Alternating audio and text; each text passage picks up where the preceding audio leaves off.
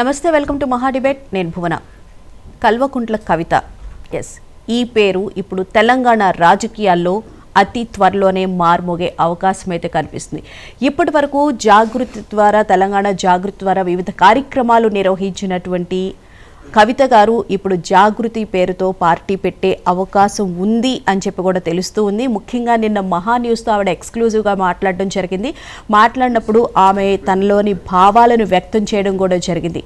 ముఖ్యంగా ఒక ఆడబిడ్డ ఎటువంటి సమస్యలు ఎదుర్కొంటుంది, అది పార్టీలో అయినా ఇంట్లో అయినా అనే విషయాల గురించి కూడా ఆవిడ చాలా క్లియర్గా కూడా చెప్పడం జరిగింది. నేను నిజామాబాద్ ఎంపీగా ఉన్నప్పటికీ కూడా నా షెడ్యూల్ అంతా హైదరాబాద్ టు నిజామాబాద్, నిజామాబాద్ టు హైదరాబాద్ లేకపోతే ఢిల్లీ, ఈ సమస్యలు మాత్రమే మాట్లాడడానికి నన్ను రిస్ట్రిక్షన్ చేశారు. కానీ ఎక్కడ ఎటువంటి సమస్యల గురించి ప్రస్తావించడానికి వీల్లేని విధంగా నన్ను కట్టడి చేశారు అని చెప్పి కూడా ఆవిడ చెప్పడం జరిగింది. అంతేకాకుండా లిక్కర్ కేసులో వల్ల మేము ప్రతిపక్షంలో కూర్చున్నాము అని చెప్పి ఎవరైతే ఆరోపణలు చేస్తున్నారో దానికి సంబంధించి పార్టీ అధ్యక్షుడైనటువంటి కేసీఆర్ గారు కానీ లేకపోతే వర్కింగ్ ప్రెసిడెంట్ అయినటువంటి కేటీఆర్ కానీ ఒక్క మీడియా సమావేశం కూడా నిర్వహించలేదు.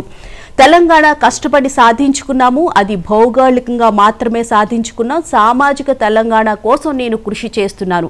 మరి సామాజిక తెలంగాణ అంటే ఏంటి, ఎందుకు ఆవిడ అంతలా బాధపడాల్సి వస్తుంది, ఆత్మగౌరవం గురించి కూడా ఆవిడ చెప్పడం జరిగింది. ముఖ్యంగా ఆత్మగౌరవం విషయంలో ప్రతి ఒక్కళ్ళు బాధపడతారు. అదే ఆవిడ కూడా ఫేస్ చేసినట్లు ఉంది పార్టీలో. అందుకే ఆవిడ బయటికి రావడం జరిగింది. కాదు నేను సస్పెండ్ చేశారు అని చెప్పి కూడా చాలా క్లియర్గా కూడా చెప్పడం జరిగింది. ముఖ్యంగా చూసుకుంటే ఈ తెలంగాణ జాగృతికి సంబంధించి అంటే జాగృతి పార్టీ పెట్టి నేను తప్పకుండా సీఎం అవుతాను, నా పైన ఎవరైతే ఆరోపణలు చేస్తారో వాళ్ళ అందరి జాతకాలు నా దగ్గర ఉన్నాయి, అన్నీ బయట పెడతాను సమయం వచ్చినప్పుడు అని కూడా చాలా క్లియర్గా కవిత గారు ఎక్స్ప్లెయిన్ చేయడం జరిగింది. సో ఇది వాళ్ళ టాపిక్. దీని గురించి మనం డిస్కస్ చేసుకుందాం. డిబేట్లో పాల్గొనడానికి మనతో పాటు జాయిన్ అవుతున్నారు స్టూడియోలో వచ్చేసి సయ్యద్ ఇస్మాయిల్ గారు, సీనియర్ జర్నలిస్ట్, అలాగే జాగృతికి సంబంధించిన కీలక నేత, డాక్టర్ లింగం యాదవ్ గారు కాంగ్రెస్ అధికార ప్రతినిధి, అలాగే రామ్మూర్తి గారు బీఆర్ఎస్ నాయకులు, అలాగే జయరాం గారు ప్రముఖ విశ్లేషకులు. అందరికీ నమస్తే అండి, గుడ్ మార్నింగ్. సయ్యద్ గారు గుడ్ మార్నింగ్ సార్. కవిత గారు నిన్న చాలా క్లియర్గా కూడా చెప్పడం జరిగింది, ఒక ఆడబిడ్డ ఆ పార్టీలో ఏ విధంగా కష్టపడింది అనే విషయం గురించి కూడా. అంటే ఇంట బయట సమస్యలు అనేవి ఉంటాయి, పెళ్ళైతే మాత్రం రాజకీయాల్లో రాకూడదా, సపోర్ట్ చేయకూడదా? తప్పకుండా అండి. ఇవాళ మొత్తం యావత్ తెలంగాణ మాత్రమే కాదు, ఈ దేశంలో ఉన్నటువంటి రాజకీయ పరిణామాలు కూడా గమనించి చూస్తే ఇవాళ ఈ తెలంగాణలో జరిగినటువంటి ఒక తండ్రి కూతుర్ని బహిష్కరించేటటువంటి పరిణామం బహుశా ఈ దేశ చరిత్రలో ఎక్కడ జరిగి ఉండదు. ఇది చాలా దురదృష్టకరం, విచారకరం. ఇటువంటి పరిణామాలు చోటు చేసుకుంటే ప్రజలు కూడా దాన్ని నిశ్చితంగా గమనిస్తారు, తగిన సమయంలో వాళ్ళ స్పందన కూడా చూపిస్తారు. రెండవది, మీరు చెప్పినట్టుగా ఆమె అడుగడుగున అవమానాలు ఎదుర్కొన్నది, వివక్షను ఎదుర్కొన్నది, అనేక రకాల ఇబ్బందులను ఎదుర్కొన్నది, తర్వాత ఇంట్లో వాళ్ళతో కూడా ఎదుర్కొన్నది, తర్వాత మహిళగా ఆమె చాలా తీవ్రమైన వ్యతిరేకత ఎదుర్కొంది. కానీ మొక్కవని దీక్షతోని, ఆత్మస్థైర్యంతో, పట్టుదల కలిగినటువంటి మనిషిగా, ప్రజానాయకురాలిగా ఆమె నిత్యం ప్రజల్లో ఉండేటటువంటి ప్రయత్నం అయితే చేసింది. 2006లో మేము స్వయంగా తెలంగాణ ఉద్యమంలో ఉన్న వాళ్ళగా మేము దగ్గర నుంచి చూసినాం ఆమెను. ఉద్యమకారురాలిగా వచ్చిన తర్వాత ఆమె ఏ రోజు కూడా విశ్రమించలేదు. ప్రతిరోజు ఉద్యమాల్లో ఏదో ఒక సందర్భంలో ఎక్కడో ఒక చోట ఆమె ప్రత్యక్షంగా పాల్గొనేటువంటి ప్రయత్నం చేసింది. అట్లా కొనసాగిన తర్వాత రాష్ట్రం వచ్చిన తర్వాత ప్రజాప్రతినిధిగా పోటీ చేసే అవకాశం వచ్చినప్పుడు ఆమె విజయం సాధించింది. మొదటిసారి విజయం సాధించేటప్పుడు కూడా ఆమె ఎవరు దయాదాక్షిణాల మీదనో లేకపోతే ఎవరో తీసుకెళ్ళి ఆమెను మొత్తం ఆమెకేదో తెలియకపోతే తెలిసినట్టు ప్రజాప్రతినిధి చేసినట్టు చాలామంది మాట్లాడుతూ ఉన్నారు. చాలా విడ్డూరంగా కూడా ఉంది. ఆమె ఉద్యమంలో ఆమె మాట్లాడిన మాటలు వినండి, ఆమె చేసినటువంటి పోరాటం చూడండి, ఆమె ప్రజా సమస్యలను ఎట్లా లేవనెత్తింది, ఎట్లా ప్రజల సమస్యల మీద మాట్లాడింది, ఆత్మగౌరవం కోసం ఏం చేసింది చూడండి. తర్వాత ఈ దేశంలోనే కాదండి, ప్రపంచవ్యాప్తంగా ఈ ప్రాంతం యొక్క అస్తిత్వాన్ని, ఆత్మగౌరవాన్ని ఎత్తిపట్టుకొని తీసుకెళ్లి ప్రపంచానికి చూపించే ప్రయత్నం కూడా చేసింది తాను స్వయంగా. అంటే తాను ఎవరో తయారు చేసిన నాయకురాలు కాదని నేను చెప్తా ఉన్నా. తను స్వయంగా నాయకత్వ లక్షణాలు పుణికిపుచ్చుకుంది. ఎస్, తండ్రితో రావచ్చు వారసత్వంగా.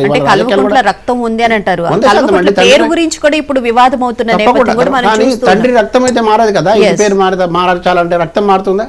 కానీ ఇది చాలా దురదృష్టకరం అండి. ఈ దేశంలో ఇప్పటికి కూడా రాజ్యాంగాన్ని గౌరవిస్తామని, ప్రజాస్వామ్యాన్ని గౌరవిస్తామని చెప్పేవాళ్ళు ఇవాళ పితృస్వామ్య వ్యవస్థ వైపు ఆలోచన చేయడం అనేది చాలా దుర్మార్గమైనటువంటి పని. ఆడబిడ్డ అయినా మగబిడ్డ అయినా వారసత్వానికి సంబంధించిన అంశం వచ్చినప్పుడు తన బిడ్డే కదా, ఆస్తులకు సంబంధించిందో లేకపోతే పదవులకు సంబంధించిన అంశమే కాదండి.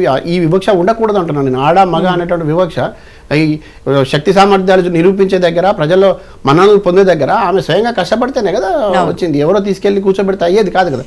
అయితే ఈ క్రమం లోపల ఇప్పుడు జరిగిన పరిణామాలన్నీ చూసుకుంటే కదా, ఆమెను ఓడించడానికి కుటుంబ సభ్యులు ప్రయత్నం చేయడం అంటే ఎంత దుర్మార్గం ఒకసారి ఆలోచించండి. ఎంత బాధ ఉంటుంది తనకి. కానీ అది చెప్పలేని పరిస్థితి. అటు కక్కలేక మింగలేక అంటారు కదా, ఎంతో ఇబ్బంది పడి ఉంటుంది ఆవిడ. తర్వాత సొంత పార్టీ నాయకులను ఉసిగొల్పి ఆమె ఓటమికి కారణమైనటువంటి పరిస్థితులు ఒక్కొక్కటిగా బయటకు వస్తూ ఉంటే ఆ విషయాలు తెలిసి రుజువులతో సహా తీసుకెళ్ళి పార్టీలో, సరే కుటుంబాల్లో తండ్రి కానీ వాళ్ళ అన్న కానీ లేదంటే పార్టీలో ఉన్న నాయకులకు చెప్తే పెడచెవిన పెడతారా? దాన్ని వేరే రకమైనటువంటి పద్ధతిలో తిరస్కరిస్తారా? లేదు, వినడానికి ఇష్టపడని పరిస్థితి వస్తుందా? అయినా కూడా తట్టుకొని నిలబడింది కదా, మీ పరువు కాపాడింది కదా, పార్టీ ప్రతిష్ట కోసం నిలబడింది కదా. ఆమె ఎంత మౌనంగా ఉండి ఎన్ని రకాల ఇబ్బందులు పడి మానసిక క్షోభకు గురి చేసినా కూడా తట్టుకొని నిలబడి మళ్ళీ ప్రజాక్షేత్రంలోకి వచ్చే క్రమంలో తప్పుడు కేసులు బనాయించే పరిస్థితి. మీరు ఇంట్రడక్షన్లో చెప్పారు, ఇప్పుడు ప్రచారం కూడా కొంతమంది దుష్ప్రచారం చేస్తూ ఉన్నారు, తప్పుడు కేసులు బనాయించి. ఆ కేసు ఏంటో మీరే కదా కేసీఆర్ గారు మాట్లాడి చెప్పినారు, కడిగిన ముత్యంలాగా నా కూతురు వస్తుంది అని మీరే చెప్పినారు కదా. దాంట్లో కేసు లేదు, ఏం లేదు, నా మీద ఉన్న కోపం నా బిడ్డ మీద అన్నారు కదా. మరి ఓటమికి ఆ కేసు కారణం అని చెప్తా ఉంటే సిగ్గుండాలి, వాళ్ళకి మాట్లాడే వాళ్ళకి సిగ్గుండాలి, బుద్ధి ఉండాలి కొంచెమైనా. వాళ్ళకి కనీసం కట్టడి చేసేటట్టు ప్రయత్నం చేయండి ఇప్పటికైనా. అట్లా మాట్లాడే అడ్డగోలుగా మాట్లాడే వాళ్ళకి కట్టడి చేసే ప్రయత్నం చేయండి. ఎవరు పరువుకు భంగం కలుగుతుంది, ఎవరు ప్రతిష్టకు భంగం కలుగుతుంది అని మీరు మాట్లాడుతూ ఉన్నారు. రెండవది, ఆమె ఈ రాష్ట్రంలో కేటీఆర్ గారు ఎంతైతే, హరీష్ రావు గారు ఎంతైతే మీకు వెనుదనుగా నిలబడ్డారనేటువంటి ప్రచారం టీఆర్ఎస్ నాయకులు చేసుకుంటూ వస్తున్నారు, కవిత గారి రక్తం చుక్కలు రాలినాయి, చెమట చుక్కలు రాలినాయి. ఆమె కష్టం బలంగా ఉన్నది ఈ తెలంగాణ ఉద్యమం సంబంధించి కానీ ఈ ప్రభుత్వాన్ని తీసుకొచ్చేటటువంటి విషయంలో కానీ. దాన్ని కాదనగలమా? ఆ చరిత్రను తీసేయగలమా? ఇవాళ ఇష్టం వచ్చినట్టు మాట్లాడుతూ ఉన్నారు. తర్వాత అవమానకరంగా బయటికి పంపించే ప్రయత్నం చేసి ఎన్ని కుట్రలు జరిగినాయి ఆమె చుట్టూ. ఒక్క ఆడబిడ్డ చుట్టూ ఇన్ని కుట్రలు జరిగినాయంటే ఆమెను చూసి తట్టుకోలేకనే కదా. మరి ఇంట్లోనే అన్ని సమస్యలు తట్టుకోలేకపోయారు, ఇప్పుడు పార్టీ పెడితే ఇంకా చాలా సమస్యలు వస్తాయి, అవన్నీ తట్టుకుని ముందుకు రాగలరంటారా? చాలా మంచి ప్రశ్న అండి.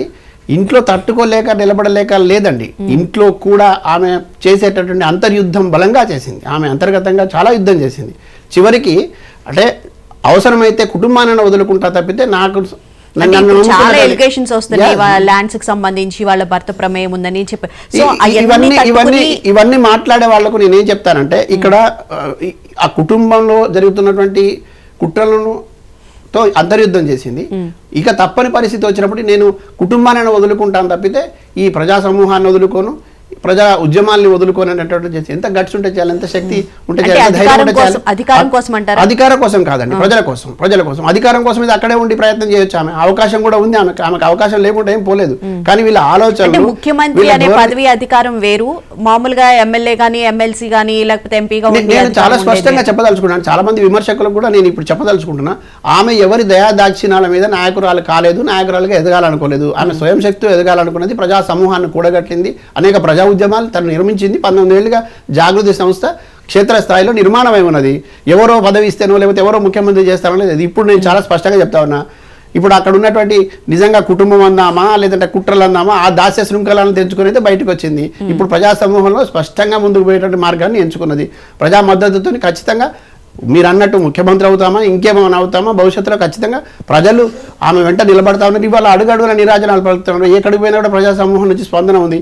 ఇంకా మీ దగ్గర ఉంటే చాలా రిస్ట్రిక్షన్స్ ఉండేవి. ఇవాళ మీరు మంచి చేశారో చెడు చేశారో ఆలోచించుకోండి. మీ భవిష్యత్తు కష్టంలో ఉంది తప్ప కవితక్క భవిష్యత్తు అయితే కష్టంగా లేదు. రాజకీయంగా కానీ అది ప్రజా సమూహాలు నిర్మించడం కానీ ప్రజా ఉద్యమాలు నిర్మించడం కానీ ఈ ప్రజల కోసం నిలబడేటటువంటి సందర్భం లోపల భవిష్యత్తులో అనేక రాజకీయ పెను మార్పులు తీసుకొచ్చే విషయంలో కవితక్క ప్రయాణం చాలా సాఫీగా ఉన్నది, బ్రహ్మాండంగా ఉన్నది. రైట్. రామూత్ గారు గుడ్ మార్నింగ్ అండి, నమస్తే. గుడ్ మార్నింగ్ అండి. గత ఎన్నికల్లో ఓడిపోవడానికి ప్రధాన కారణం లిక్కర్ కేసే అని చెప్పి బీఆర్ఎస్ నాయకులు చెప్తున్నారు అని చెప్పి కూడా జాగృతి నేతలు అంటున్నారు. కానీ దానికి కారణం అభ్యర్థుల్ని మార్చకపోవడం, అలాగే నిరుద్యోగుల సమస్య వల్లే గత ఎన్నికల్లో 2023లో జరిగిన ఎన్నికల్లో ఓడిపోవడానికి ప్రధాన కారణం అని చెప్పి కవిత గారు చెప్పడం జరుగుతుంది. ఏమంటారు సార్? కవిత గారు మా పార్టీ నుంచి బహిష్కృతం చేసిన వ్యక్తి. ఎందుకంటే ఆమె మా పార్టీ గురించి ఎన్ని మాట్లాడినా కూడా మేము పట్టించుకోము. ఎందుకంటే ఆల్రెడీ సస్పెండ్ చేసిన తర్వాత ఆమె మా మీద ఎన్ని ఆరోపణలు చేసినా మా పార్టీ అంతర్గత వివరాల్లో చాలా ఉంటాయండి. ఒడిదుడుకులు ఏ పార్టీకైనా ఉంటాయి, గెలిపోవటంలో అన్నది సహజం. ఎందుకంటే ఆమె కూడా మంచి సముచిత స్థానం అందించడం. ఎందుకంటే ఆమె ఓడిపోయిన తర్వాత ఎంపీగా ఓడిపోయిన తర్వాత కూడా ఆమెను ఎమ్మెల్సీ చేసినాం. సరే, ఆమెకి ఏ కష్టం వచ్చింది ఏందన్నది కూడా పర్ఫెక్ట్ గా చెప్పట్లేదు. నాకు చాలా ఇబ్బంది పెట్టిళ్ళు, చాలా కష్టపెట్టిళ్ళు. ఏదైనా కష్టం అంటే ఏంటిది అసలు నాకు అర్థం అవ్వట్లేదు. కవితకు వచ్చిన కష్టం ఏంటిదండి? ఇప్పుడు ఓపెన్ గా అడిగితే మన అందరం రాష్ట్ర ప్రజలందరం చూస్తున్నాం. కవిత ఏమన్నా అన్నం లేకుంటే ఏడ్చిందా? లేకపోతే కవితకి ఏమన్నా మొత్తం ఇబ్బంది అయిందా? కవిత మొత్తం రోడ్డు మీద పడ్డదా? అంటే పార్టీ తీసుకునే డెసిషన్స్ మీద ఆవిడకి సమానమైన హక్కు లేదు అని చెప్పి ఫీల్ అంటారు. అన్నం గురించో లేకపోతే ఇంకోటో కాకపోదు, అయ్యుండకపోవచ్చు. సమన్యాయం అంటది కదా కవిత గారు, ఎప్పుడైనా సమన్యాయం అంటది. సమన్యాయం అన్నప్పుడు ఆలోచించాలి కదా. ఇప్పుడు రాష్ట్ర వ్యాప్తంగా, దేశవ్యాప్తంగా ఆమె కంటే కష్టపడ్డ వాళ్ళు చాలా మంది ఉన్నారు. మా పార్టీలో కూడా చాలా మంది ఉన్నారు. ఇప్పుడు వేరేటోళ్ళకి దక్కని అవకాశం మీకు దక్కినప్పుడు కూడా మిగతా వాళ్ళు కూడా సైలెంట్ గా ఉన్నారు కదా. ఇంకోటి ఏంటంటే ఎమ్మెల్యే స్థానం రాలేదు, లేకపోతే ఇంకేదో స్థానం రాలేదు, ఇంకేదో అని మాట్లాడుతుంది. అదే విధంగా ఎంపీ వచ్చిన తర్వాత ఎమ్మెల్సీ ఇచ్చినాం. ఎమ్మెల్సీ ఇష్టం లేకుండా ఇచ్చినాం అంటే మరి ఎంపీగా నేను పోటీ చేయంగా ఎవరొద్దన్నాడు? ఇప్పుడు మా పార్టీ ఇవ్వలేదు, ఇండిపెండెంట్ గా పోటీ చేసి నీ సత్తా చాటుకుని ఉంటుంది. ఎవరొద్దన్నారు? నీది పూర్తిగా వ్యక్తిగతమైన సమస్య అంతే తప్ప ఇక వాస్తవంగా చెప్పాలంటే ఇప్పుడు ఏదైనా ఇప్పుడు మీరు చూడండి, మొన్న ఎన్నికలు జరిగినాయి, ఉప ఎన్నికలు హైదరాబాద్ లో. ఉప ఎన్నికలు జరిగినప్పుడు ముందుకు వచ్చింది. మొత్తం కంప్లీట్ గా ఒక హైప్ క్రియేట్ అవుతుంది. ఏదైతే బీఆర్ఎస్ పార్టీ కానీ ఏదైతే గవర్నమెంట్ కి పూర్తిగా ఏదైతే వాళ్ళ రేవంత్ రెడ్డి అండ్ కోకి సంబంధించి పూర్తిగా అవగాహన వచ్చింది. అదే విధంగా వాళ్ళకి ఇన్ఫర్మేషన్ ఉన్నది. ఇన్ఫర్మేషన్ ఉన్న నేపథ్యంలో వాళ్ళ కవితక్క అంశాన్ని ముందుకు తీసుకొచ్చి ఏదైతే పైకి లేపి ఆడ కొంచెం లబ్ధి చేకూర్చే ప్రయత్నం చేసింది. ఈ రోజు కూడా ఓపెన్ గా మాట్లాడుతుంది. అంటే ఎన్నికలు జరుగుతున్నాయి, స్థానిక ఎన్నికలు. మొదటి దఫా, అదేవిధంగా రెండవ దఫా, 2 విడతల్లో బీఆర్ఎస్ ప్రభంజనం కనబడుతుంది. మొదటి దఫా రిజల్ట్స్ రావంగానే మళ్ళీ కవితక్క అంశం తీసుకొచ్చి ముందు పెట్టింది. ఏంటంటే రాజకీయ క్రీడలో కవితక్క అనే ఒక అంశాన్ని ముందుకు తీసుకొచ్చి వాడుకుంటున్నారు. కవితక్క బలిపశువు అవుతుంది అంతే తప్ప గానీ ఎవరు వాడుకుంటున్నారని మీ ఉద్దేశం? కాంగ్రెసా? అది రాష్ట్ర ప్రజలకు అందరికీ తెలుసు. ఇంకోటి ఏంటంటే ఏది కూడా దాగదండి. ఇప్పుడు ఆమె డైరెక్ట్ గా చేసుకోవచ్చు, ఇప్పుడు ఇండైరెక్ట్ గా చేసుకోవాల్సిన అవసరం లేదు. ఏదో ఒక పార్టీ మీద ఒక పార్టీ సస్పెండ్ చేసిన తర్వాత ఆమె ఏమన్నదండి గతంలో, బీఆర్ఎస్ పార్టీతో నాకు ఎలాంటి సంబంధం లేదు, ఆ పార్టీ మీద నేను మాట్లాడి నాకు అవసరమే లేదన్నది. మరి ఎందుకండి మళ్ళీ ఎందుకు మాట్లాడుతుంది? ఇప్పుడు 2 దఫాల్లో పూర్తిగా అయితే వాస్తవంగా చెప్పాలనుకుంటే ఒక ప్రభంజన లాగా వస్తున్నాయి. ఇప్పుడు రిజల్ట్స్ నిన్న కూడా రిజల్ట్స్ బ్రహ్మాండంగా వచ్చినాయి. ఈ బ్రహ్మాండమైన రిజల్ట్స్ ను ఓర్చుకోలేక ఇబ్బందికరమైన వాతావరణం ఏర్పరచుకొని కుళ్ళు కుతంత్రాలు నరనరాలను నింపుకొని ఏదో వచ్చి ప్రెస్ ముందుకు వచ్చి వాళ్ళు దొంగ వీళ్ళు దొంగ, వాళ్ళు ఇప్పుడు కోర్టులు ఉన్నాయి, న్యాయస్థానాలు ఉన్నాయి, మళ్ళా నా దగ్గర ఆధారాలు లేవు, ఏదో నేను మాట్లాడుతున్నాను మళ్ళీ మాట్లాడుతుంది. ఆధారాలు లేనప్పుడు అన్ని పిచ్చి మాటలే, పిచ్చి కూతలు తప్ప ఏం లేవు. రైట్, మీ పార్టీ తరఫున స్టాండ్ అది. రైట్, డాక్టర్ లింగం యాదవ్ గారు గుడ్ మార్నింగ్ సార్. నమస్తే. Good morning. యా సార్, ఇప్పుడు రామ్మూర్తి గారు చెప్పినట్లు బీఆర్ఎస్ గెలిచే ఉద్దేశం ఉన్నప్పుడు కూడా, గెలిచే ఛాన్స్ ఉండేటప్పుడు పద్దాక కాంగ్రెస్ కి సంబంధించి సపోర్ట్ గా వచ్చే విధంగా కూడా కవిత గారు మాట్లాడుతున్నారు. దీని వెనుక రేవంత్ గారు ఉన్నారని చెప్పి గతంలో కూడా చాలా విమర్శలు వచ్చాయి. మరి నిజంగానే రేవంత్ రెడ్డి గారు కవితతో మాట్లాడిపిస్తున్నారా ఏంటి అసలు? గుడ్ మార్నింగ్ అండి.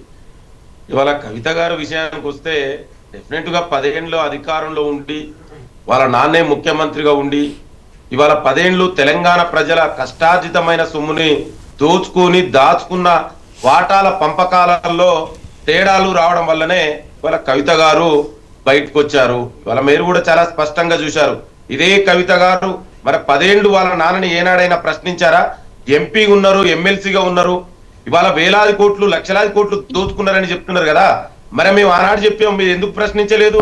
ఇవాళ అంటే 10 ఏళ్ల కేసీఆర్ పాలన అంతా కూడా అవినీతి అక్రమాలు అనేది విత్ ప్రూఫ్ తోటి ఇవాళ కవిత గారు చెప్పడం జరిగింది. ఇవాళ కాళేశ్వరం నుంచి మొదలు పెట్టుకుంటే ఇవాళ బీఆర్ఎస్ నాయకులకు వేలాది కోట్లు ఎక్కడి నుంచి వచ్చినాయి, ఎందుకు హరీష్ రావు గారిని ఇరిగేషన్ మినిస్టర్ నుంచి ఫైనాన్స్ కు ఎందుకు షిఫ్ట్ చేయడం జరిగింది, ఇవన్నీ కవిత గారు చాలా స్పష్టంగా చెప్పారు. ఇవాళ అంటే ఆ వాటాలు ఇవాళ కవిత గారికి వాటాలు సరిగ్గా ఇవ్వలేదు. వాటా పెద్ద మొత్తం అంతా కూడా కేటీఆర్, హరీష్ రావు, సంతోష్ రావు పంచుకున్నారు. కవిత గారికి వాటాలలో పంపకాలలో తేడాలు రావడం వల్ల ఇవాళ బయటకు వచ్చారు. ఎస్, ఇప్పటికైనా నిజాలు చెప్తున్నారు, చెప్పవరండి.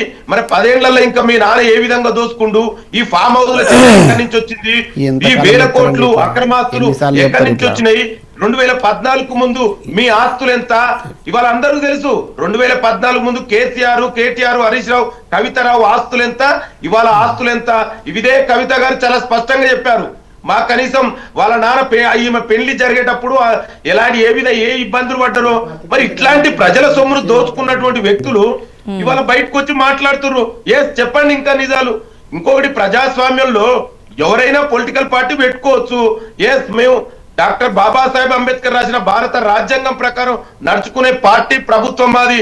డెఫినెట్ కూడా ఎలక్షన్ కమిషన్ ఆఫ్ ఇండియా మీకు 1929 ఆర్టికల్ ఏ ప్రకారం మీకు ఆ స్వేచ్ఛ ఉంది. డెఫినెట్ కూడా మీరు కవిత గారు పార్టీ పెట్టొచ్చు, కానీ కళలు కనొచ్చు, కానీ పగటి కళలు కను చాలా ఇవాళ అంటే కవిత గారు ఆ పగటి కళలు అంటున్నారు. ఇవాళ ఏం చేసిరని కవిత గారిని నమ్ముతారండి? 10 ఏళ్లలో మీరు చేసింది ఏంది? మీ దుర్మార్గాలు, మీ అక్రమాలు ఇవాళ బయటపడుతున్నాయి కదా. మీరే కదా ఢిల్లీ తెలంగాణ పరువును తీసుకుపోయి ఢిల్లీలో తాకట్టు పెట్టి బజార్కి ఇచ్చింది, లిక్కర్ స్కామ్ చేసి. ఇవాళ ఇవన్నీ కూడా బయటకు వస్తున్నాయి. ముందు దానికి సమాధానం చెప్పండి. మీ నాన్న చేసిన దానికి క్షమాపణ సంబంధించి నన్ను టార్గెట్ చేసి ఈ కేసులో ఇరికిచ్చారు అని చెప్పి కవిత గారు చెప్పడం జరిగింది నిన్న కూడా. ఎవరు టార్గెట్ చేశారు అదే చెప్తున్నా. ఇవాళ మీరు లిక్కర్ స్కామ్ ఎవరు చేయమన్నాడు? తెలంగాణ పరువును ఎందుకు మీరు బజార్కి ఇచ్చిర్రు? ఇవాళ ఇదే కాదు కదా, ఒక్క లిక్కర్ స్కామే కాదు కండి, కాళేశ్వరం నుంచి మొదలు పెట్టుకుంటే కాదేది అవినీతి కనర్హం అన్నట్టు వేల కోట్లు దోసుకున్న వీళ్ళు ఫ్యామిలీలు. ఇవాళ మీరు మాట్లాడుతున్నారు. మరి 10 ఏళ్లలో సామాజిక న్యాయం గురించి ఏనాడైనా మాట్లాడారా కవిత గారు? ఇవాళ మీకు అంబేద్కర్ పూలే గుర్తొచ్చిర్రు, మరి 10 ఏళ్లలో ఎందుకు మాట్లాడలేదు? ఆనాడు మీ నాన్న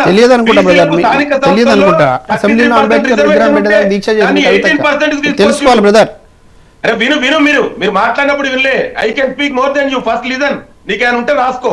2018 ఎలక్షన్ లో పంచాయతీరాజ్ చట్టం వీళ్ళు తీసుకొచ్చినప్పుడు కేసీఆర్ 33% స్థానిక సంస్థల్లో బీసీలకు రిజర్వేషన్ ఉండే. ఇవాళ మీ వల్ల కేసీఆర్ అసమర్థత వల్లనే కదా ఇవాళ స్థానిక సంస్థల్లో 18% బీసీలకు రిజర్వేషన్ వచ్చింది. మరి ఎందుకు మాట్లాడలేదు అన్నాడు కవిత గారు? ఎక్కడ పోయింది సామాజిక న్యాయం? అంటే నీకు జరిగితే ఇవాళ సామాజిక న్యాయం గుర్తొస్తుంది, నీకు అన్యాయం జరిగిందని ఇవాళ మహిళలు గుర్తొస్తారు, నీకు అన్యాయం జరిగిందని ఇవాళ బీసీలు, ఎస్సీలు, ఎస్టీలు, మైనార్టీలు గుర్తొస్తారు. మరి 10 ఏళ్లలో ఎక్కడున్నావమ్మా కవిత గారు? ఏనాడు మాట్లాడలేదు, ఎందుకు మాట్లాడలేదు? అందుకే ఈ పగటి కళలు కనడం ఇవాళ కవిత గారికే చెప్తుంది. ఏదేమైనా నేనేమంటున్నా, డెఫినెట్ కూడా ఎవరైనా పెట్టుకోవచ్చు, ప్రజలు నిర్ణయిస్తారు. కానీ మీ అవినీతి ముందు మీరు క్షమాపణ చెప్పాలి. మీ 10 ఏళ్ల పాలనకు మీ నాన్న ముఖ్యమంత్రిగా, మీ అన్న మంత్రిగా, నువ్వు ఎంపీగా, ఎమ్మెల్యేగా ఉన్నావు కదా. మీ దుర్మార్గాలు ఫస్ట్ తెలంగాణ ప్రజలకు ముక్కు నేలకు రాచి క్షమాపణ చెప్పండి. తర్వాత మీరు ప్రజలలోకి వెళ్ళండి. మీరు ఏనాడు కూడా ప్రజల కోసం పట్టించుకోలే. ఇంకా మాట్లాడుతున్నారు కొంతమంది నాయకులు కవిత వల్లనే బతుకమ్మకు. దయచేసి చరిత్రను మీరు మీ ఇష్టం ఉన్నట్టు కూడా ఇంటర్ప్రిట్ చేయకండి. కవిత గారికి తెలంగాణకు బతుకమ్మకి ఏం సంబంధం అండి? బతుకమ్మ అనేది మా వర్గాలు ఎప్పటి నుంచో ఆడుతున్నాయి కదా. మా వర్గాలకు బతుకమ్మతోటి మాకు సంబంధం ఉంది. మీరు ఎన్నడూ అడగండి. మీరు తెలంగాణకి ఏదో ఒక బోనం లెక్క పెట్టుకొని ఒక బతుకమ్మ ఆడి అమెరికాలో డల్లాసులు ఆడితే మీరు తెలంగాణకు గుర్తింపు తీసుకొచ్చిరా? తెలంగాణకు గుర్తింపు తీసుకొచ్చింది తెలంగాణ ప్రజలు, ఈ తెలంగాణ ప్రాంత మట్టి మనుషులు. మాకు తెలుసు చరిత్ర. మీరేందండి మీ అధికారం కోసం ఇష్టం ఉన్నట్టు డ్రామాలాడి ఇవాళ అధికారం లేకపోయేసరికి బయటకు వచ్చి ఇష్టం ఉన్నట్టు మాట్లాడుతున్నారు. అందుకే మీరు ఎన్ని డ్రామాలు వేసినా తెలంగాణ ప్రజలు మిమ్మల్ని నమ్మరు. అందుకే కేసీఆర్ ఇవాళ ముఖం ఎందుకు చూపిస్తలేడు? 10 ఏళ్లలో అవినీతి అక్రమాలు బయటపడ్డాయి. మీ దుర్మార్గాలు ఇవాళ ప్రజలు ఇంకా కూడా మర్చిపోలేదు. అందుకే ఫామ్ హౌస్ లో దాక్కుండు కేసీఆర్. ఇవాళ కవిత గారు వచ్చి కొత్త డ్రామాలు మొదలు పెట్టి ఏదో అంటే ఇవాళ కేసీఆర్ అవినీతి అక్రమాలని కప్పిపుచ్చుకోవడం కోసం, ఇష్యూను డైవర్ట్ చేయడం కోసమే ఇవాళ కవిత గారు బయటకు వచ్చి ఏది పడితే అది మాట్లాడుతున్నారు. మరి నిజంగా మీకు చిత్తశుద్ధి ఉంటే ముందు మీకు క్షమాపణ చెప్పు. ఎందుకు మాట్లాడలేదు 10 ఏళ్లలో? మీరు చూసిరు ఏనాడైనా ఒక్క రోజైనా మాట్లాడిరా 10 ఏళ్లలో? ఇంత కేసీఆర్ దుర్మార్గాలు చేసిరని ఇవాళ చెప్తున్నావు, కేటీఆర్ దుర్మార్గుడని ఇవాళ చెప్తున్నావు కదా. మరి 10 ఏళ్లలో ఎందుకు చెప్పలే? మేము మొదటి నుంచి చెప్తున్నాం. బీఆర్ఎస్ కల్వకుంట్ల కుటుంబం అంతా కూడా దుర్మార్గాలు, అవినీతి, అక్రమాలమయం. వాళ్ళు తెలంగాణ ప్రజలు దోచుకుర్రు, హింసించుర్రు. ఇవాళ వాళ్ళకు ప్రజలు గుర్తొచ్చారు. అధికారం కోల్పోయిన తర్వాత కేటీఆర్ కు ప్రజలు గుర్తొస్తారు, హరీష్ రావుకు గుర్తొస్తారు, కవితకు గుర్తొస్తారు. అందుకే మీరు ఎన్ని డ్రామాలు ఆడినా కూడా ప్రజలు మిమ్మల్ని పట్టించుకోరు. ఇవాళ ప్రజాప్రభుత్వం చేస్తున్నటువంటి అభివృద్ధి, సంక్షేమం, సామాజిక న్యాయం ఇవాళ ప్రజలందరూ మా వైపు ఉన్నారు. ఇవాళ చూస్తున్నారు. దానికి అనుగుణంగానే ఇవాళ లోకల్ బాడీ ఎలక్షన్ లో 80% పైగా ఇవాళ స్థానాలు కాంగ్రెస్, ప్రజాప్రభుత్వం, కాంగ్రెస్ పార్టీ గెలుచుకుంటుంది. మీరు ఎన్ని డ్రామాలు ఆడినా, మీరు ఎన్ని కుప్పిగంతులు వేసినా కూడా తెలంగాణ ప్రజలు మీ కల్వకుంట్ల కుటుంబాన్ని పట్టించుకునే పరిస్థితిలో లేరు. రైట్. జయరామ్ గారు గుడ్ మార్నింగ్ సార్, నమస్తే. యా వెరీ గుడ్ మార్నింగ్ అండి. యా జయరామ్ గారు, ఇక్కడ కవిత గారు కానీ బీఆర్ఎస్ పార్టీ కానీ ఒకళ్ళ మీద ఒకళ్ళు ఆరోపణలు ప్రత్యారోపణలు చేసుకుంటే నేపథ్యంలో తెలంగాణ సమాజం కూడా దీన్ని చాలా దగ్గరగా గమనిస్తూ ఉంది. మీరేమంటారు సార్? యా, మీకు ప్యానల్లో ఉన్న మిత్రులకు, మహా న్యూస్ ప్రేక్షకులకు నమస్కారాలండి. మీరు చెప్తున్నది 100కు 1000 టైమ్స్ కరెక్ట్, ఇలా డౌట్ ఏం లేదు. అసలు ఈ కవిత ఎపిసోడ్ను కానీ బీఆర్ఎస్, కాంగ్రెస్ ఈ ముగ్గురిని కనుక చూసినట్లయితే తెలంగాణ ప్రజలు ఏమనుకుంటున్నారు అనేది కావలేదు. ఇది ఏమి లేకుండా మేము మాత్రమే చెప్తున్నాము, మీరు మాత్రం వినండి అని చెప్పుకుంటూ పోతూ ఉంటే ఇది చూడటానికి ఏమో ఇబ్బందిగా ఉంటే మాట్లాడడానికి ఏమో అసహ్యంగా. సో అది కాకుండా ఎవరమైనా కూడా even come to the point situation, మనం ప్రజల కోసం మాట్లాడుతున్నామా, వ్యక్తిగత ప్రయోజనాల కోసం మాట్లాడుతున్నామా, దీనిపైన క్లారిటీ ఉండాలి. సో ఇక్కడ జాగృతికి కావచ్చు, రేణులకు కావచ్చు, కవితకు కావచ్చు, కొన్ని ఇప్పుడు మాట్లాడేదంతా సలహాలే. అది మీరు సలహాలుగా తీసుకున్నా పర్వాలేదు, లేకపోతే ఇంకా ఇంకే రకంగా తీసుకున్నా, నెగిటివ్ తీసుకున్నా కూడా పర్వాలేదు. ఇట్స్ మై ఇంటర్నల్లీ నేను ఇచ్చేది మాత్రము, నా సైకలాజికల్గా వెరీ స్ట్రాంగ్గా ఇచ్చేది మాత్రము సలహాలు మాత్రమే. నేను అన్ని యూనివర్సిటీలలో తిరుగుతున్నాను, మీటింగ్లు కండక్ట్ చేస్తున్నాం జేబీఎం ఆర్గనైజేషన్ నుంచి. సో దాంట్లో ఒక ముఖ్య కార్యకర్తగా పనిచేస్తున్న క్రమం లోపల నాకు వచ్చే మొట్టమొదటి ప్రశ్న ఏంటంటే, నేను కవిత విషయంలో చాలా సందర్భాలు ఎస్టాబ్లిష్ చేసి మాట్లాడు. ఒక ఆడపిల్ల అనేవాడు ఒకసారి మాట్లాడతాం, 2 సార్లు మాట్లాడతాం, 3 సార్లు మాట్లాడతాం, అంతేగాని అది రామకోటి రాసినట్టు ప్రతిరోజు జపం చేయం మాలాంటి వాళ్ళం. ఎందుకంటే మేము డెమోక్రటిక్గా ఉన్నాం కాబట్టి మేము జపం చేయం. రాజకీయ పార్టీల విషయానికి వచ్చినప్పుడు వాళ్ళు చేసిన అవినీతి కావచ్చు, అక్రమాల గురించి మాట్లాడుతుంటాం. ప్రభుత్వాల లోపల ఉన్న నిస్సాయత, అలసత్వం లేదు అనుకుంటే అవినీతి ఇంకా ఇంకా తోడవుతాయి. ఎక్కడన్నా రాక్షసత్వం ఉంటే దాని గురించి కూడా బయటపడతాం. అక్కడ కూడా మాకు ఎలాంటి ఇబ్బందులు లేవు. So we don't care at all. ఈ విషయాన్ని నేను చెప్పాల్సిన పని లేదు, ప్రజలందరికీ తెలుసు. తెలంగాణ ఏపీలో ఉన్న ప్రతి పౌరుడికి తెలుసు డాక్టర్ జయరామ్ ఎట్లా మాట్లాడతాడు అనే విషయాన్ని. ఇక కవిత విషయానికి వస్తే, కవిత 2 విషయాలను ఎస్టాబ్లిష్ చేయదలుచుకుంది. ఒకటి వచ్చేసి బీఆర్ఎస్ లో జరుగుతున్న అక్రమాలు, ఇంకొకటి వచ్చేసి బీఆర్ఎస్ లో జరుగుతున్న లొసుకులు. అక్రమాల విషయానికి వస్తే ఇప్పుడు కవిత చెప్పాల్సిన పని లేదు, మా అందరికీ తెలుసు. కవిత చెప్తే మేము ఇప్పుడు వినే స్థితిలో ఏమి లేము.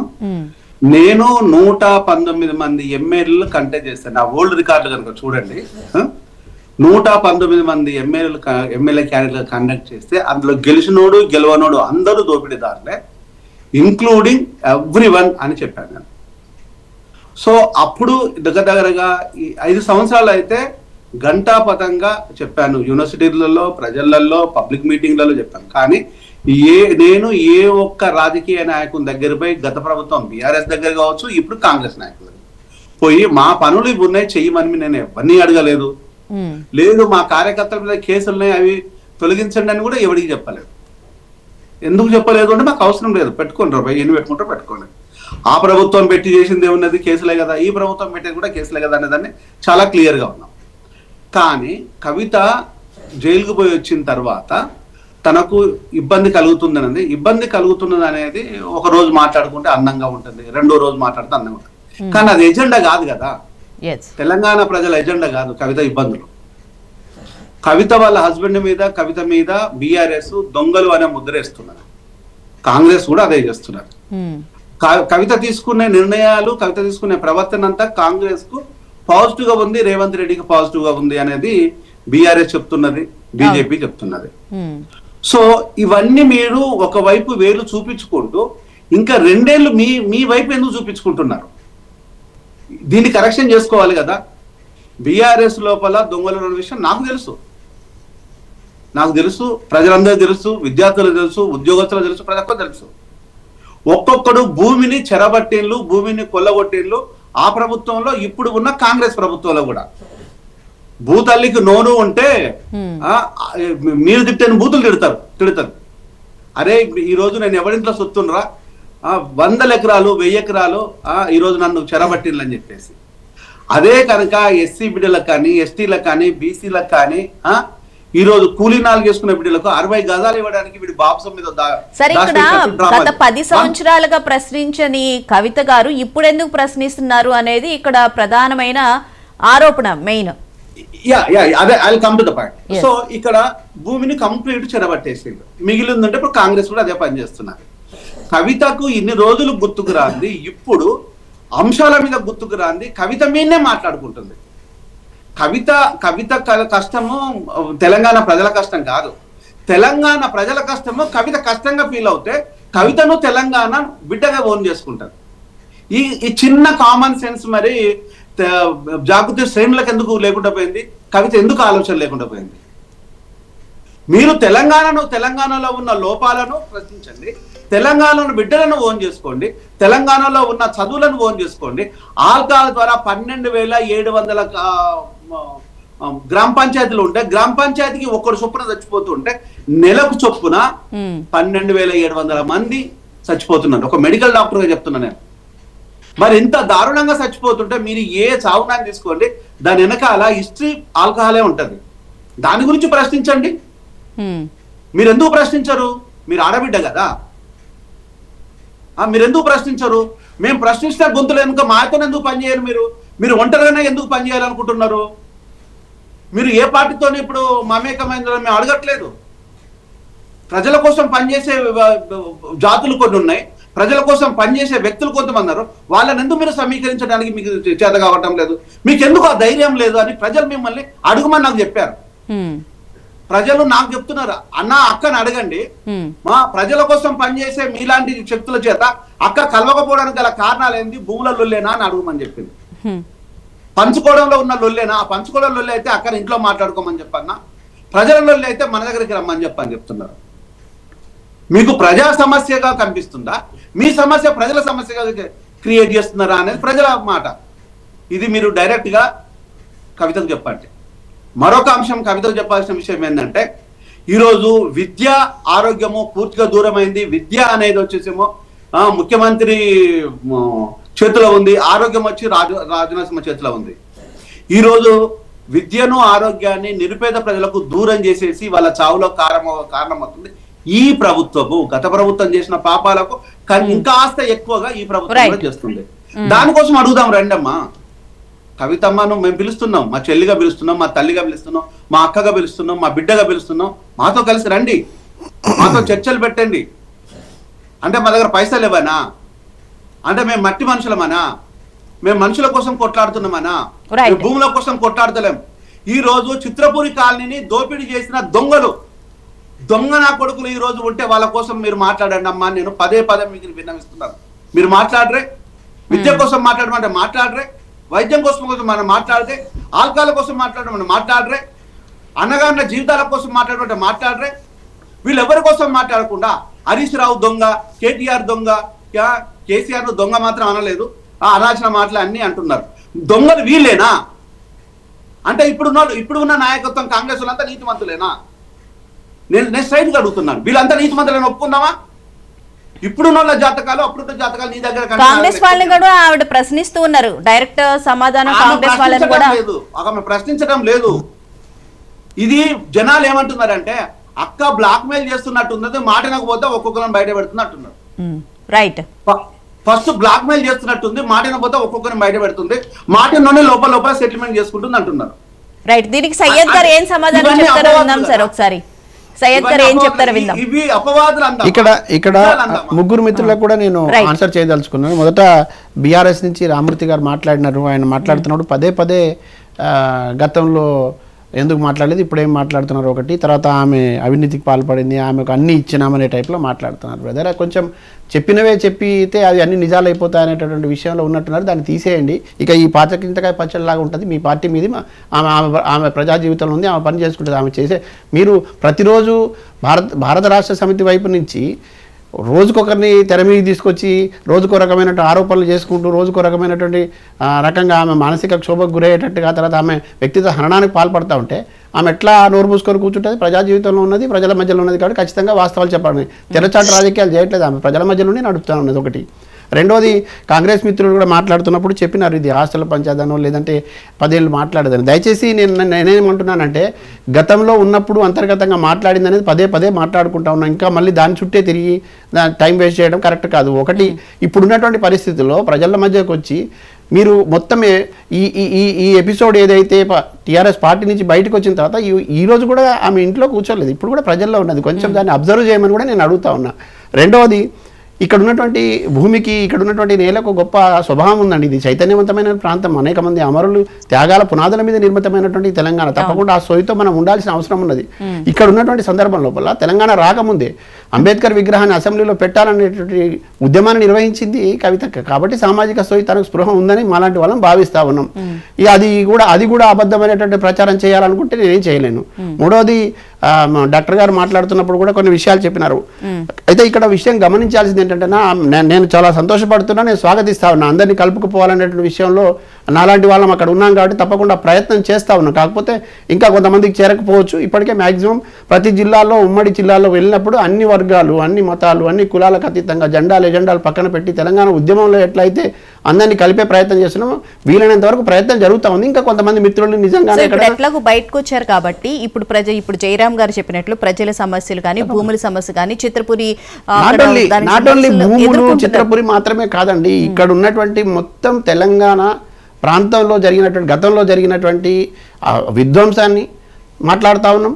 గతంలో జరిగినటువంటి ఉద్యమకారుల ఆకాంక్షలు నెరవేరబడలేదు, అమరుల ఆకాంక్షలు నెరవేరబడలేదు. ఉద్యమకారులు ఎట్లా విస్మరించినారు, ఈ ప్రజల కోరికలను ఎట్లా విస్మరించినారు, కేవలం ఈ రాష్ట్రం వచ్చింది మా కోసమే అని వాళ్ళు ఎట్లా పనిచేసినారు, ఇవన్నిటి గురించి కూడా ఇప్పుడు సామాజిక తెలంగాణ 100%. ఇది భౌగోళికంగా తెలంగాణ వచ్చింది, సామాజిక తెలంగాణ వైపు వెళ్ళాలనేటువంటి విషయాన్ని ఇప్పుడు గుర్తించి మేము అన్ని వర్గాల ప్రజలను కలిసే ప్రయత్నం చేస్తున్నాం. మేధావి వర్గాలను కూడా కలుస్తా ఉన్నాం, బుద్ధిజీవులందరినీ కూడా కలుస్తా ఉన్నాం. ఎస్, ఇంకా కొంతమందిని కలవాల్సిన అవసరం ఉన్నది, కలిసి వచ్చేటువంటి శక్తులు తీసుకోవాల్సిన అవసరం ఉన్నది. మేము కూడా ప్రతిరోజు రివ్యూ చేసుకుంటాం. ఎక్కడైనా విమర్శ, ఆత్మవిమర్శ చేసుకోవడంలో ఎక్కడ మాకు ఇది లేదు. ఇంకొక విషయం ఏమిటంటే, ఈ సమాజానికి క్షమాపణ చెప్పే విషయంలో కవితక్క వెళ్ళి అమరవీరుల స్తూపం దగ్గర మాట్లాడి క్షమాపణ చెప్పే ఈ యాత్ర బయలుదేరింది. దయచేసి అది కూడా గమనించమంటున్నా. ఇప్పుడు ఏమంటున్నారంటే, ఈ మొత్తం పరిణామాలలో రోజు జరుగుతున్నటువంటి రాజకీయాలు కానివ్వండి, ఇక్కడ చోటు చేసుకుంటున్న పరిణామాలు కానివ్వండి, వీటిని గమనిస్తే ఎంతసేపటికి కవితక్క మీద గుడ్డగాల్సి మీదేసేటువంటి ప్రయత్నం తప్ప, ఆమె తిరుగుతున్నటువంటి ప్రాంతంలో, ఆమె ఎదురవుతున్నటువంటి సందర్భంలో సమస్యలు ఆమె ఎత్తి చూపుతున్నప్పుడు వాటి పరిష్కారం కోసం వాళ్ళు ఎట్లా విఫలమైనారు అనేటువంటి విషయాన్ని చెప్పే క్రమం లోపల మేము విఫలం కాలేదు, మేము సఫలమైనాం, అయితే ఇది చేశామని చెప్పే ప్రయత్నం జరగాలి. కానీ మళ్ళీ తీసుకొచ్చి ఏదో ఒకటి లేపుతారు. మళ్ళీ జరిగిన దాన్ని వదిలేసి ఇప్పుడు ఎందుకు సడన్ గా మళ్ళీ చెప్తున్నానండి, నేను మళ్ళీ చెప్తా ఉన్నాను. ఇప్పుడు ఏ రాజకీయ నాయకుడైనా, ఏ రాజకీయ పార్టీ అయినా, ఏ ఉద్యమ సంస్థ అయినా, మరి ఇవాళ ఒక ఉద్యమ సంస్థ నేను పురుడు పోసుకుంది అనుకుందాం ఇవాళ, మరి ఇన్నేళ్ళు ఎందుకు పురుడు పోసుకోలేదు అని అడిగితే బాగుంటుందా?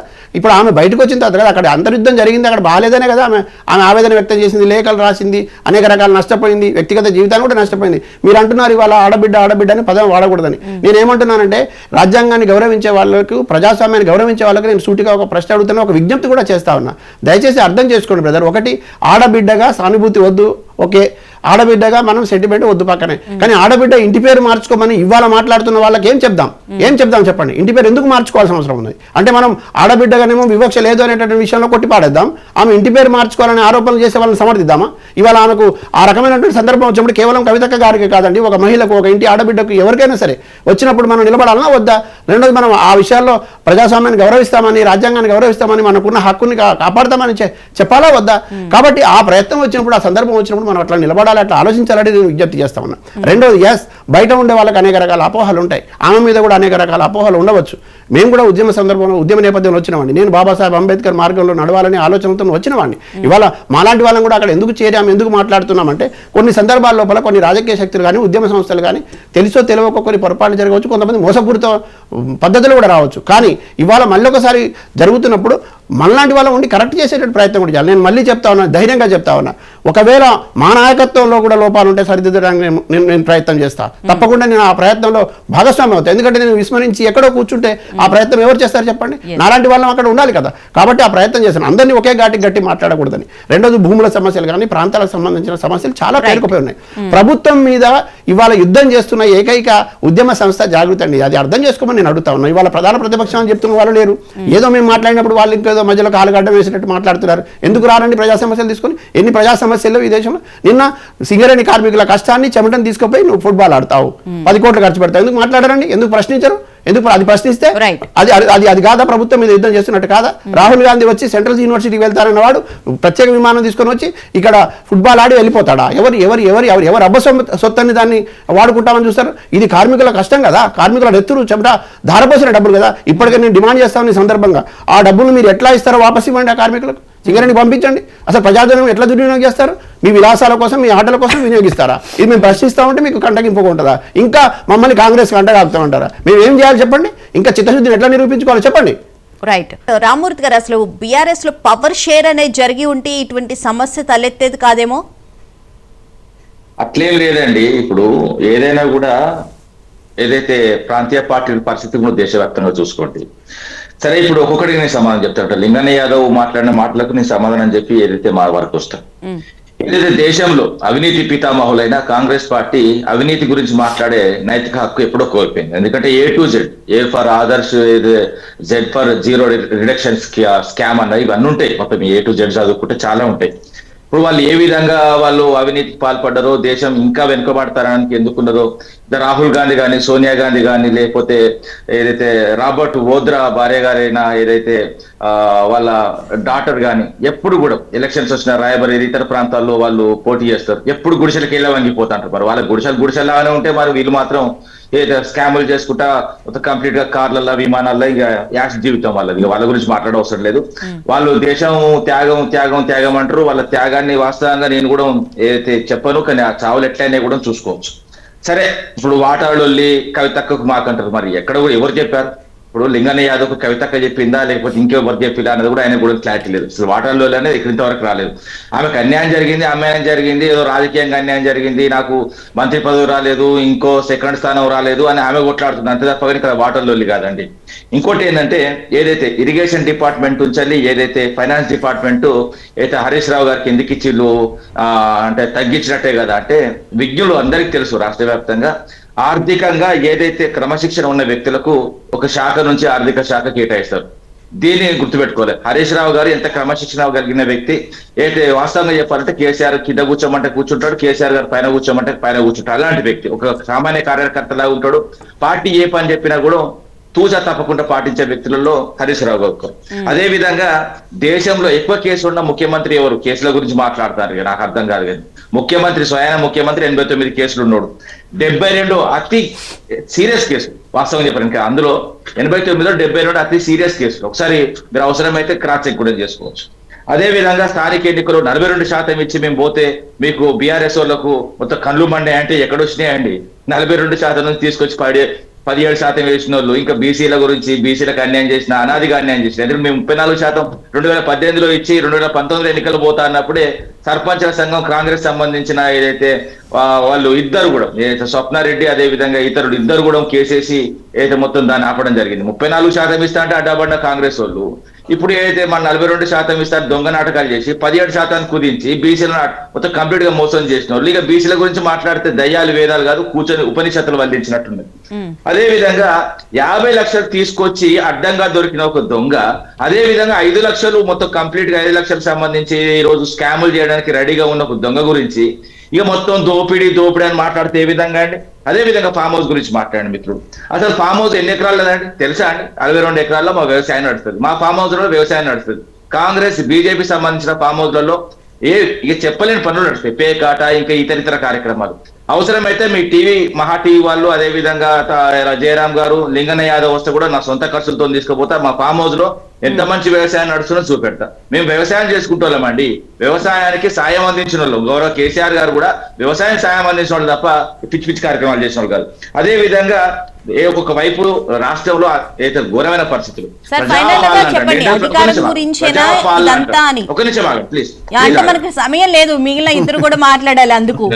లేదండి ఇప్పుడు అది కాదు, జాగృతి లేదండి, జాగృతి వారు మాట్లాడిన మాట చిన్న విషయం. ఎందుకంటే మానసిక క్షోభ పెడుతున్నారు కవితక్కనంటే ఎవరు మానసిక క్షోభ పెడుతున్నారు, ఎవరు వెళ్ళి కొంతమందిని టార్గెట్ చేస్తున్నారు.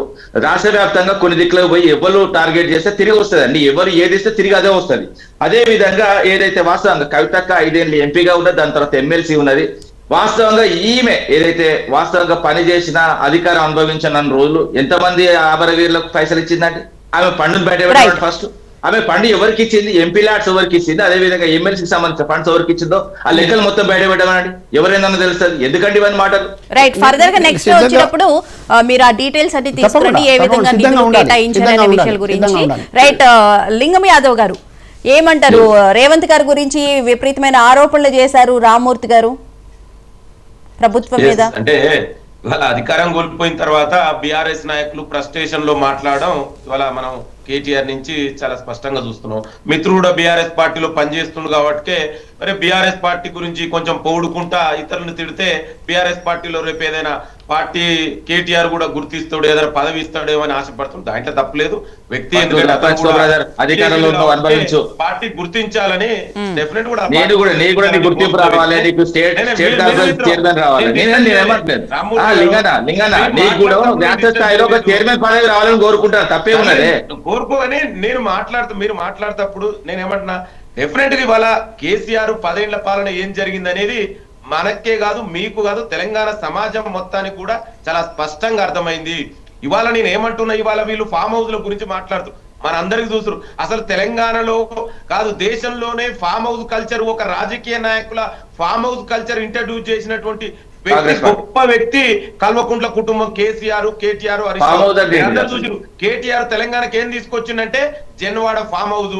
కేసీఆర్ ఏం తీసుకొచ్చిండ, కేటీఆర్ హయాంలో ఏం జరిగిందంటే లిక్కర్ లాంటి, టానిక్ లాంటి విదేశీ మద్యాన్ని తీసుకొచ్చి జూబ్లీహిల్స్ లో షాప్ పెట్టించి దాన్ని తెలంగాణ ప్రజలకు, విదేశీ మద్యాన్ని తెలంగాణ ప్రజలకు అందించినటువంటి గొప్ప వ్యక్తులు వాళ్ళంటే మద్యాన్ని, విదేశీ మద్యాన్ని సామాన్య ప్రజలకు కూడా అందించినటువంటి గొప్ప వ్యక్తులండి. మీరు దా విధంగా చూడాలి. అది కూడా మిత్రుడు చెప్తే బాగుండేది. రెండోటి సన్బర్గ్ అనే కార్యక్రమాన్ని, మైనర్లను కూడా సన్బర్గ్ అనే కార్యక్రమాన్ని గచ్చిబౌలి స్టేడియంలో విత్ గవర్నమెంట్ ద్వారా కండక్ట్ చేసి, ఆనాడు టూరిజం డిపార్ట్మెంట్ ద్వారా కండక్ట్ చేసి మైనర్లను కూడా అందులో పంపించి, తెలుసు మనందరూ సన్బర్గ్ కార్యక్రమం ఏం జరుగుతుందో, మైనర్లు వెళ్తే ఆ కల్చర్, అట్లాంటి కల్చర్ తీసుకొచ్చినట్టు వ్యక్తులు వాళ్ళు మాట్లాడితే ఎట్లాంటిది? ఇవాళ మిత్రులు మా వినుమిత్రమా స్వయంగా కవిత గారే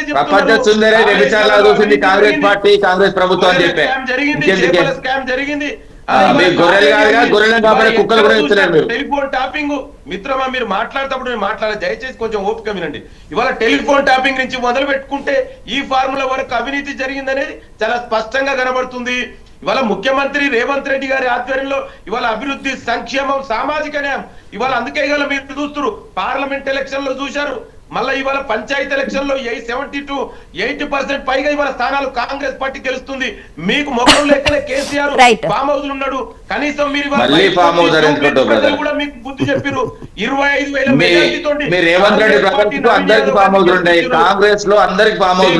మీరు మాట్లాడి మీరు వినండి, కొంచెం పేషెన్స్ ఉండండి. ఇప్పటికైనా మీ ఆ పేషెన్స్ తోటి వింటే ప్రజలు ఏమనుకుంటారో మీకు అర్థమవుతుంది. మీరు ఈ ఫ్రస్ట్రేషన్లు ఎందుకుంటారు? వినండి కొద్దిసేపు. మీరు మనకి సమయం కూడా తక్కువ ఉందండి, ఆర్గ్యూ చేసుకుంటే టైం సరిపోదు. రైట్. జయరామ్ గారు వినండి, ఆర్గ్యుమెంట్ చేయడానికి కాదు కదా. మార్నింగ్ తెలంగాణ ప్రజలందరూ కూడా మహానీతి చూస్తుంటారు. రైట్. ఏమంటున్నా రైట్. లింగం గారు రైట్. జయరామ్ గారు ఏమంటారు ప్రజా సమస్యల గురించి? చెప్పండి. ఇవాళ కవిత గారు కూడా ఏం మాట్లాడారు అనేది అందరికీ తెలుసు. కవిత క్షమాపణ చెప్పమంటున్నాం.